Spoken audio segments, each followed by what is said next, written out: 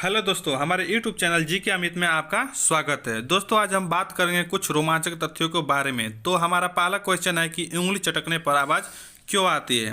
और बात करें दूसरे क्वेश्चन की तो वो भी बहुत ज़्यादा रोमांचक है। तो दूसरा क्वेश्चन ये है कि अंडे का रासायनिक सूत्र क्या है।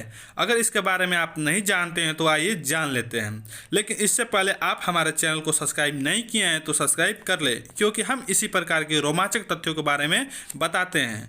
तो दोस्तों, हमारा पहला सवाल ये था कि उंगली चटकने पर आवाज़ क्यों आती है। तो इसका जवाब यह है कि उंगली चटकने की आवाज़ हड्डियों की जोड़ों में जो तरल पदार्थ होता है उसमें बुलबुले फूटने की वजह से आती है। जब एक बार जोड़ों में बने बुलबुले फूट जाती है तो उसके बाद दोबारा बुलबुले बनने में 15 से 20 मिनट लगते हैं। और बात करें दूसरे क्वेश्चन की तो अंडे का रासायनिक सूत्र क्या है। तो दोस्तों, इसका जवाब यह है कि अंडे का बाहरी खोल कैल्शियम कार्बोनेट का बना होता है, जिसका रासायनिक सूत्र CaCO3 है। दोस्तों, मैं आशा करता हूं कि आप अच्छे से समझ गए होंगे। अगर हमारी वीडियो अच्छी लगी तो लाइक और चैनल को सब्सक्राइब शेयर जरूर करें। धन्यवाद।